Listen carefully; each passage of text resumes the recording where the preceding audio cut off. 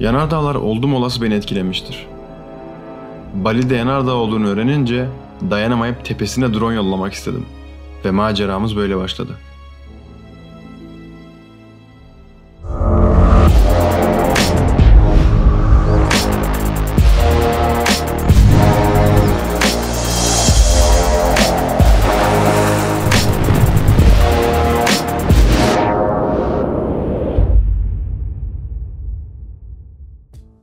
Günaydın.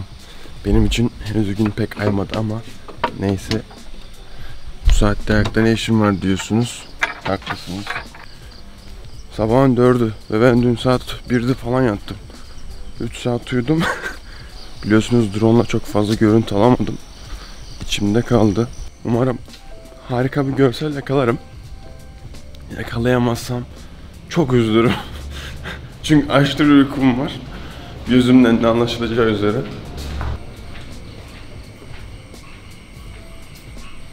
Gideceğimiz yer 1-1,5 saat mesafede. Gün doğumu saat 5:40 gibi olacak. Lobideyim şimdi. Bizim uşaklar da burada.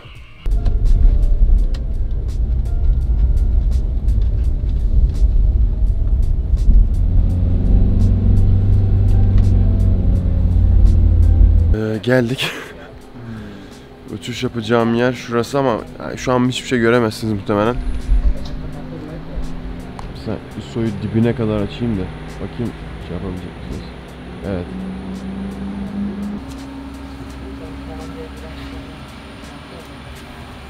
İlk kez Endonezya'da üşüyorum gerçek anlamda.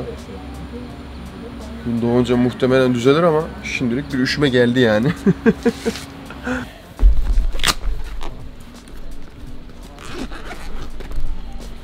Bu arada soruyorsunuz abi kullandığın drone ne? Mavic Pro 2 kullanıyorum ben. En çok yaptığım hata kaldırdıktan sonra fark ediyorum ki hafıza kartım yok. Evet. Hafıza kartım içinde değilmiş. Hafıza kartımızı taktık. Uçuşa hazırız. Şimdi kahve söyledik. Kahve içeceğiz. Biraz işimiz hızlansın. Bu arada da gün doğumunu bekleyelim. Hafiften şurası kızarmaya başladı. Hazır mıyız arkadaşlar?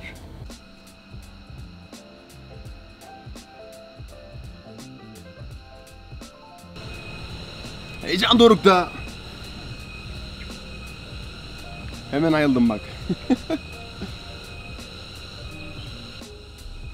Hala karanlıktayız.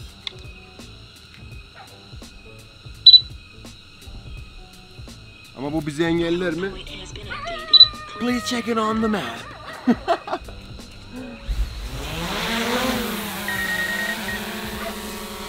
Rastgele başkan.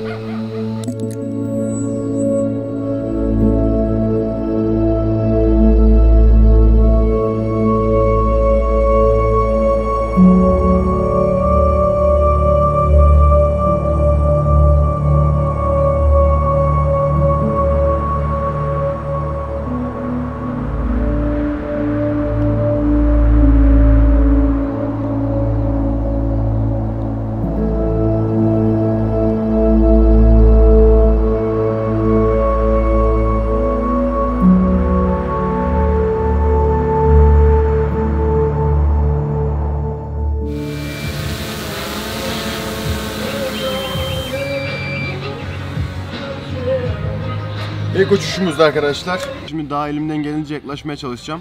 Biraz arabaya atlayacağız ve dağa gidebildiğimiz kadar gitmeye çalışacağız. Bir de oradan kaldırmayı deneyeceğim. Bakalım üstteki görsel alabilecek miyiz? Merakla bekliyoruz.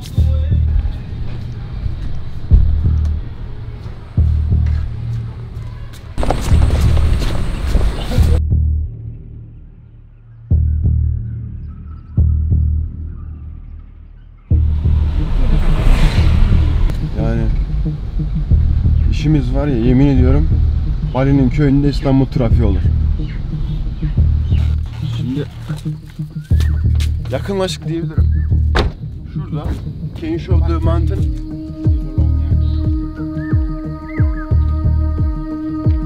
Buradan görünümü 2-3 kilometre falan duruyor ama bakalım kaç kilometre.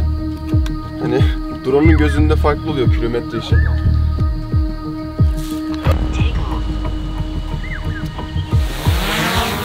Hadi rastgele.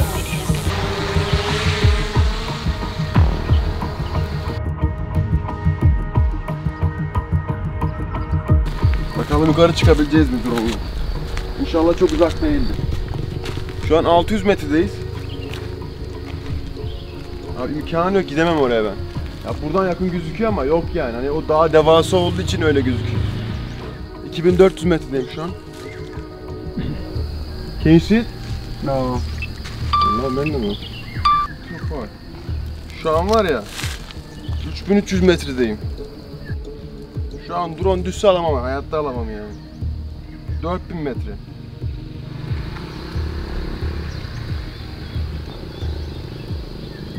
Hayatımın en riskli uçuşu, abartısız. Ve şu an 4200-4300 metredeyim. Is there a military or something like this in there? Is there a military or something like this in there? No. No? Okay. Askeri bir yer var mı dedim, hani ona göre uçurayım falan da. Abi dibine geldim ama çıkamıyorum yani, hani kafa kafaya, daha yukarıda çıkmıyor. Şu an hani çok yukarıdayım yani. Yok. Öyle bir yere geldim ki yani hani dağın üstüne çıkamıyorum çünkü limit izin vermiyor. Şu an yaptığım yüksekliği görseniz buradan 1000 metre yukarıdayım. Yani yerden 1 kilometre yukarıdayım. Normal hayatımda yaptığım bir şey değil bu. Şimdi geri getiriyorum drone'u. 3000 metredeyim. 5 kilometre yolladım drone'u. Ama gördüğünüz gibi hayır yani. Dağla kafa kafaya geldik yani. Biraz daha yukarı çıkamadım. Çok verimli bir gün doğmadı ama olsun. Sağlık olsun. Buna da şükür.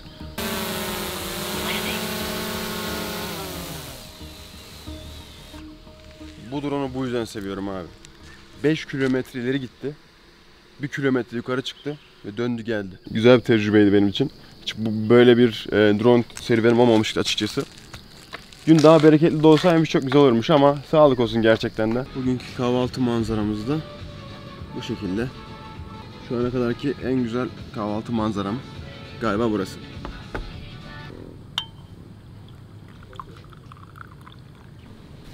Çok güzel ya. Yanardağ manzarasıyla kahvaltı da başkaymış. Vay be, ekmek var. Şu nasıl bir nimet bilemezsiniz yani. Türkiye'ye dönünce muhtemelen gideceğim bir Trabzon ekmeği alacağım. Ama sıcak olacak. Arasında tereyağı basacağım. Ve yiyeceğim. Sadece ekmek, başka bir şey değil. Ekmek ve tereyağı. Şimdi kahvaltı yaptığımız yerden çıkıyorum. Önce bir pirinç tarlasına gideceğim. Bakalım pirinç tarlaları nasıl? Beraber görelim. Yoldan görüşürüz. Pirinç tarlalarına doğru yola koyulduk. Birazdan pirinç tarlalarına gireceğiz. Hatta burada pirinç tarlası değil de pirinç terası diyorlar. Gerçekten de terasa benziyor çünkü. Siz de görünce hak vereceksiniz.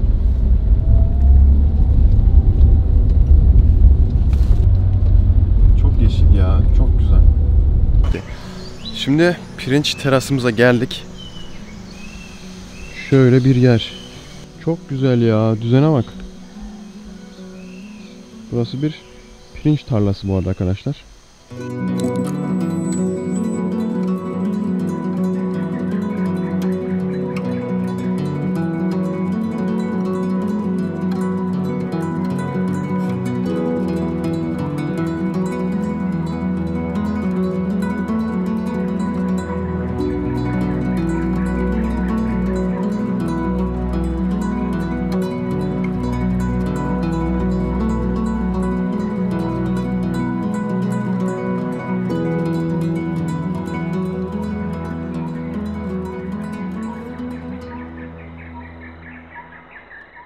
Pirinç teraslarını çektik. Muazzam değil miydi ya? Ben bayıldım yani. Kesinlikle harikaydı. Drone görüntülerini umarım siz sevmişsinizdir. Renkler, o düzen falan. Ya o kadar tatlıydı ki böyle kendimi film sahnesindeymiş gibi hissettim yani. Çok güzeldi. Şimdi bir sonraki lokasyonumuza gidiyoruz. Sürpriz olsun. Yolda görüşürüz. Şimdi size dünyanın en ilginç kahvesi olan Luwak kahvesini tanıtacağım. Neden Halil dünyanın en ilginç kahvesi bu derseniz de şundan dolayı. Luwak kahvesi bu hayvanın dışkısından yapılıyor. Bu hayvanın ismi de Luwak. İsmi oradan geliyor zaten. Nasıl yapılıyor derseniz de şöyle yapılıyor. Kahveler olduktan sonra bu hayvanlar yediriliyor. Ve bu hayvan o kahvenin sadece dış tarafını yiyor. İçindeki çekirdeği yemiyor. Yani hani normalde biliyorsunuz dışarı çekirdek soyulur ya da kurtulur. İçindeki çekirdek alınır zaten. Bu hayvanla o çekirdeği zaten öğütemiyor midesinde. Sadece dışarısını yiyebiliyor. Dolayısıyla onu yiyor. Ondan sonra dışkılıyor. Dışkıladıktan sonra en az 4-5 kere o dışkıyı yıkıyorlar ve içindeki çekirdeği alıyorlar. O çekirdekleri de hemen göstereyim size. O çekirdekler şöyle oluyor bu arada arkadaşlar. Bu çekirdekler onlar. Bunlar ağaçta yetişen çekirdekler. Yani biraz daha yeşilimsi oluyor bunlar. Ama hayvanın dışkısından olan çekirdekler böyle biraz da sarı. Ve bayağı hafif oluyor. Çünkü bir kere işlem görmüş olduğu için midede çok hafifliyor bu çekirdekler. Bunlar mesela elinizde tuttuğunuz zaman farkı görürsünüz muhtemelen siz de. Bu çok ağır buna oranla. Bu bayağı hafif böyle. Hani içi boş gibi düşünebilirsiniz. Daha sonra onu kavurup bu hale getiriyorlar ve kavrulmuş şekli bu şekilde oluyor. Daha sonra zaten öğütüyorlar ve kahve yapıyorlar. Bu hali de yine aynı şekilde bayağı bir hafif. Tadına bakalım isterseniz. Bir tane aldım.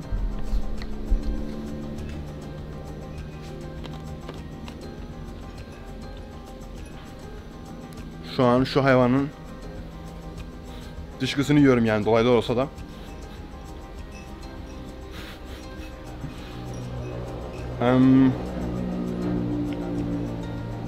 Böyle hani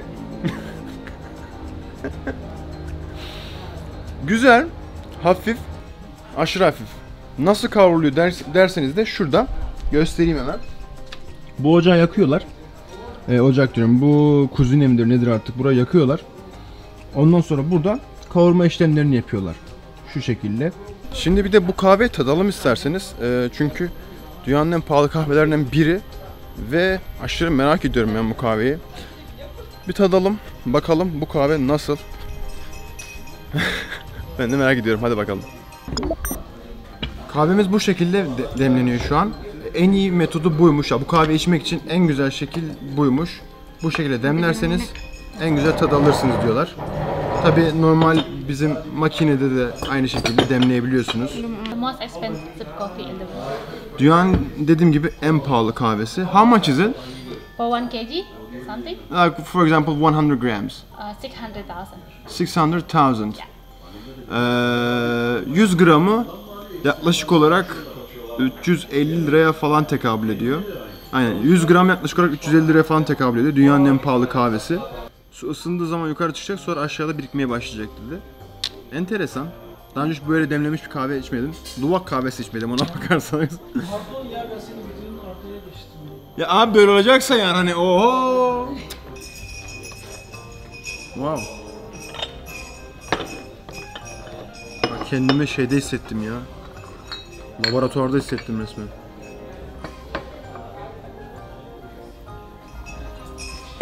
Evet. Şimdi aşağıdaki ocağı aldılar ve kahve demlenmeye başlıyor şimdi. Tek tek yukarıdan damıta damıta demlenecek. Tadını da merakla bekliyoruz. Ya kokluyoruz. Abi şimdi. Evet, düşündüğünüz gibi kokmuyor. Kahve güzel. Yes. Coffee. Yeah, good. Kendinden geçtin. Evet hocam. Kahve hakkında değerlendirmemizi almadan önce Evet. bir tane dunlayalım istersen. Aynen. Tert. Bence de Ya, bayağı sert. Evet, öyle şey değil. Nasıl söyleyeyim? Açık konuşayım mı? açık söyleyeyim mi? Hadi söyle. Ya ne bileyim öyle çok gram ne kadar? 100 gram ne kadar? 100 gramı 350 TL. 100 gramı 350 TL'lik bir kahve gibi durmuyor. Ama Evet abi. tabii burada şey var. Ne bileyim kahvenin 50 bin türlü parametresi var. Evet. Çok biz de değerlendiremiyor olabiliriz ama hani böyle şey değil. Az önce mesela kokonatlı bir kahve içtim. Kokonat artık şurupla sonradan verdiler o aromayı, yoksa hani kahvede Evet. mi öyle bir aroma var, yani çekirdeğinde mi öyle bir aroma var bilmiyorum ama o mesela bence daha güzeldi. Ya bu da güzel ama öyle çok yani aman bir yere göre sığdırılamayacak bir şey de değil. Biraz şey ya, bu overrated şeyler var ya, yani Luwak kahvesi aşağı, Abi Luwak kahvesi yukarı. bu niye patlamış muhtemelen biliyor musunuz? hayvanın dışkısından yapıldığı içindir muhtemelen. Ha evet. Ondan dolayı yani. Çünkü insanın kulağına değişik geliyor. Yani hayvanın dışkısından kahve yapılıyor. Olaya bak. Aynen canım, aynen. Ve tadı abi öyle hani şey değil yani. Wow bir tadı yok. Biraz ağır geldi bana.